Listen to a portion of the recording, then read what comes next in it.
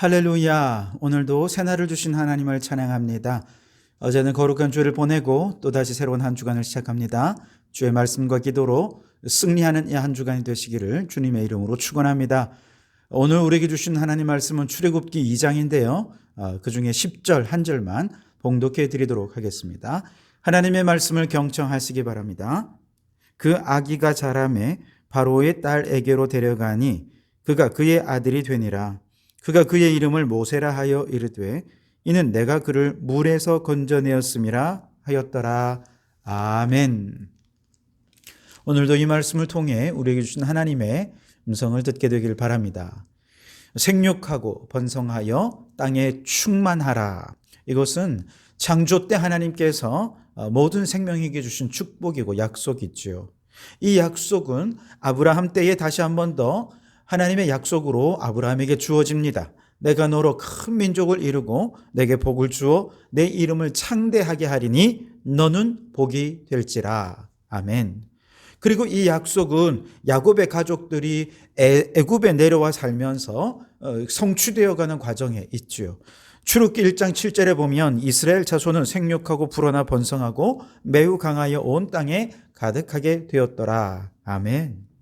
하나님의 약속이 성취되어가는 과정에 있는 겁니다. 그러나 하나님의 창조의 약속을 방해하는 사람이 나타나죠. 바로 애굽에 요셉을 알지 못하는 새 왕이 나타난 거죠. 그는 하나님의 백성들의 번성함을 두려워했습니다. 그래서 노예로 삼고 억압하고 학대해보지만 번성함이 멈추질 않죠. 그 다음으로는 태어나는 사내 아이를 죽임으로써 하나님의 창조 사역을 방해해보지만 하나님을 경외하는 히브리 산파 십부라와 부하에 의해서 실패로 돌아가고 맙니다. 그러자 바로는 마지막으로 공개적으로 명령합니다. 모든 이스라엘 백성의 자녀는 태어날 때 아들이면 나일강에 던져버리고 딸이면 살려두라. 끔찍한 살해 명령이 이스라엘 전역에 내려진 것이죠. 그 명령 아래서 한 아이가 태어났고 사내 아이죠. 3달 동안 숨겼지만 더 이상 숨길 수 없게 되자 부모는 갈대 상자에 아기를 담아 나일강에 버립니다. 그런데 바로의 딸이 목욕하러 나일강에 나왔다가 갈대 상자를 발견하게 되고 히브리인의 아기인 줄 알면서도 아기를 살려 젖을 먹이고자 하죠. 그때 모세의 누이 미리암이 나타나 지켜보고 있다가 자신의 어머니 요게벳을 유모로 삼게 했습니다. 그리고 아이를 장성하게 길러서 다시 바로의 딸에게 데려갈 때 10절에 보시니까 그 아기가 자라매 바로의 딸에게로 데려가니 그가 그의 아들이 되니라. 그가 그의 이름을 모세라 하여 이르되 이는 내가 그를 물에서 건져내었음이라 하였더라. 아멘. 자, 이때 모세의 부모라든지 또 그 누이 미리암이라든지 이들은 하나님의 선택된 백성이기에 하나님이 행하시는 구원의 역사에 함께 협력하고 동력하는 것은 당연하고 또 그래야 한다고 생각합니다. 그런데 그 과정에서 바로의 딸이 아기를 나일강에서 건져내었습니다. 그 이름을 구원을 의미하는 모세라는 이름으로 지어주어는 아주 중요한 역할을 했습니다. 그러나 그녀는 누구입니까? 이방인이었습니다. 여인이었습니다. 그런 그가 왕의 명령을 어기고 한 아기를 구하면서 하나님의 구원의 역사가 이 아기를 통해 이어져 내려갈 수 있게 한 것이죠. 여기서 우리는 한 가지 질문이 생깁니다. 하나님은 불신자도 하나님의 구원의 역사에 사용하시는가 하는 것입니다. 이 질문에 대한 성경의 대답은 그렇다는 것입니다. 사실 바로의 딸이 히브리 아기를 나일강에서 건져낸 것은 단순히 생명을 사랑하고 아기를 사랑하는 인도주의적인 차원에서 행한 일입니다. 근데 하나님께서는 그녀의 인도주의적인 행동을 하나님의 구원의 역사로 승화시켜서 지금 그녀를 통해 일하고 계신 것이죠. 성경을 보면 이런 일들이 종종 일어나는데요. 이스라엘이 멸망하고 바벨론의 포로로 붙잡혀 갔을 때에 예레미야 선지자는 포로의 시기가 70년이 될 것을 예언했습니다. 그리고 이제 70년이 찼을 때 이스라엘을 다시 예루살렘으로 돌려보낸 왕은 페르시아의 고레스 왕이었습니다. 그도 역시 이방의 왕이었고 하나님을 모르는 왕이었지만 하나님께서는 그를 약속을 성취하는 도구로 사용하셨던 것이죠. 고레스 이전의 바벨론의 포로 정책은 각 나라의 인재들을 바벨론을 끌어오는 것이었습니다. 포로로 끌고 오는 것이었죠. 그런데 고레스 왕은 반대로 그 인재들을 이제 돌려보내서 페르시아의 영향력을 각국에 끼치도록 하는 정책이었습니다. 고레스는 그저 자신의 정치적인 이익을 위해 정책을 시행했을 뿐이지만 놀랍게도 하나님께서는 바로 그 고레스 왕을 통해 이스라엘 백성들을 다시 예루살렘으로 돌려보내게 된 것이죠. 뿐만 아니라 이스라엘이 가나안 첫 번째 성 여리고성을 정복할 때 라합이라고 하는 이방 여인을 통해 여리고를 정탐하러 갔던 이스라엘의 정탐꾼들을 살려주게 하셨죠. 그리고 여리고성을 그녀를 통해서, 그녀의 도움을 통해 결국 무너뜨릴 수가 있었죠. 놀랍게도 라합은 이방 여인이었음에도 불구하고 여리고성을 정복하는 일에 쓰임받게 되고 더 나아가서 하나님을 믿게 되었고 예수님의 족보에 그 이름을 올려줄 수 있게 되었습니다. 여러분, 이러한 사실은 무엇을 얘기합니까? 교회가 세상 사람들과 협력해 사역하는 것에 두려워함이 없어야 한다는 것을 말해줍니다. 교회만 구원의 사역을 감당할 수 있다면 교회가 굳이 세상 사람들과 협력해 일할 필요는 없겠죠. 그러나 특별히 기후위기로 인해 전지구적인 대추가 필요한 이때에 교회는 불신자들 가운데 기후위기를 인식하고 환경을 사랑하는 사람들과 협력해서 하나님의 창조질서 회복을 위한 사역을 위해 최선을 다해야 할 것입니다. 물론 그들은 자신의 신념이나 혹은 자신의 가치를 따라서 환경운동을 행하는 거겠죠. 반면에 교회는 하나님의 창조질서 회복이라고 하는 하나님의 명령에 순종해서 행하는 사역입니다.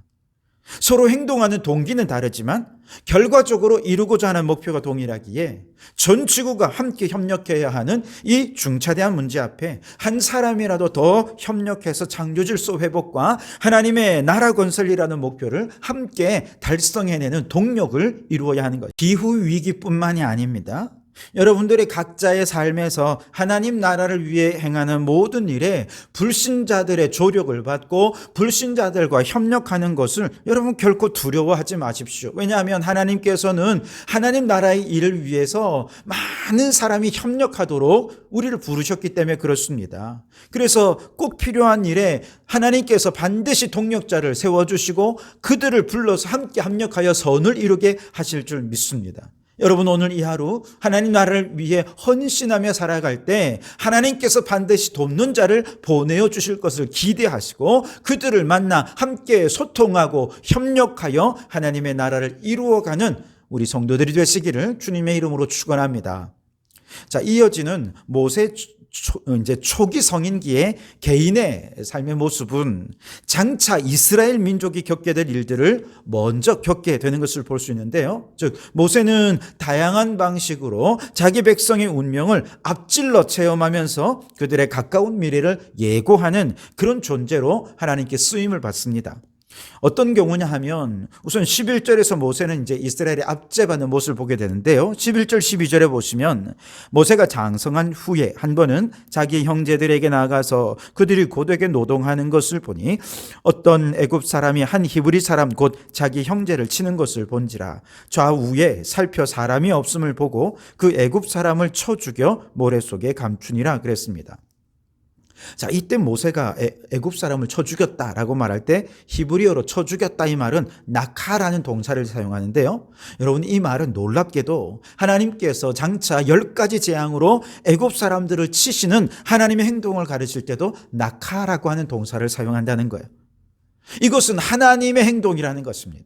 모세가 이때 단지 충동적으로 그를 쳐 죽인 것이 아니라 장차 하나님께서 이스라엘을 억압하고 이스라엘의 하나님을 대적했던 저 애굽을 10가지 재앙을 내려서 그들을 심판하시고 치시는 것을 모세라는 개인을 통해 미리 보여주고 계신 것이죠. 둘째로 모세는 이제 도망자 신세가 되어 미디안 광야로 나갔죠. 그때 이제 미디안 한 우물가에 보니까 남자 목자들이 저기서 여자 목자들이 양떼를 막 이제 데리고 왔는데 이 텃세를 부리면서 여자 목자들이 양떼 물을 못 먹이도록 쫓아보내는 거예요. 그래서 모세가 또 의협심이 강한 사람이잖아요. 가서 그녀들을 도와주고 그녀들이 데리고 온 양 떼 물을 먹을 수 있도록 해 주었어요. 알고 보니 이제 미디안의 제사장 이드로의 딸이었고 그 중에 한 여인과 결혼을 하게 되죠. 17절에 보면 목자들이 와서 그들을 쫓아내는지라 모세가 일어나 그들을 도와 그 양떼에게 먹이니라. 이때 돕는다는 것은 야샤라는 히브리어 단어를 씁니다.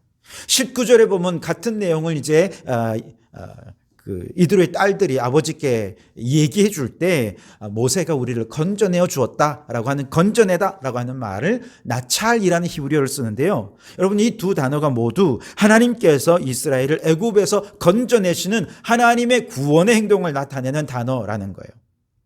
즉 모세가 행하는 도움과 건져냄의 행동은 장차 하나님께서 이스라엘 민족에게 행하실 일들을 예고하는 행동이었다는 것이죠. 여러분 이처럼 한 사람의 행동이 하나님께서 행하신 일들을 보여주는 이런 일들이 모세에게만 일어날 수 있을까요? 그렇지 않아요. 성경에 보시면 하나님께서는 아브라함에게도 그의 행동을 통해 하나님이 행하신 일들을 보여준 적이 있죠. 그래서 그랄 왕 아비멜렉이 아브라함에게 찾아와서 당신을 보니 하나님께서 함께 하시는 것을 내가 알겠다라고 고백한 그런 일도 있지 않았습니까? 여러분 하나님은 지금도 한 사람의 말과 행동과 인격을 통해 하나님이 행하신 일들을 나타내고 계신 줄 믿습니다. 만일 우리가 예수님의 이름으로 야샤, 즉 누군가를 도와주고 예수님의 이름으로 나찰, 누군가를 위기에서 건져주는 용기 있는 일을 행한다면 그것은 곧 하나님께서 행하시는 일을 세상에 보여주는 일이 될 줄 믿습니다. 만일 우리가 예수님의 이름으로 낙하, 악한 자에 대해 대적하는 행동을 한다면 그것은 곧 하나님이 그들을 치시고 하나님이 그들을 심판하는 행동이 될 수 있을 것입니다. 그러나 이때는 조심해야 되겠죠? 왜냐하면 자칫 잘못하면 우리가 하나님을 대신하여 심판자가 되려 하는 교만한 잘못된 일이 될 수 있기 때문에 그렇습니다. 중요한 것은 우리가 행하는 말과 행동이 무엇에 근거한 것이냐라고 하는 거죠. 베드로 사도는 그래서 우리가 말과 행동을 할 때 선한 청지기 같이 하라 하면서 베드로전서 4장 11절에서 이렇게 말씀하시죠. 만일 누가 말하려면 하나님의 말씀을 하는 것 같이 하고 누가 봉사하려면 하나님이 공급하시는 힘으로 하는 것 같이 하라. 이는 범사에 예수 그리스도로 말미암아 하나님의 영광을 받으시게 하려 함이니. 아멘. 여러분 오늘 우리의 말과 행실이 하나님을 나타낼 수 있기를 바랍니다.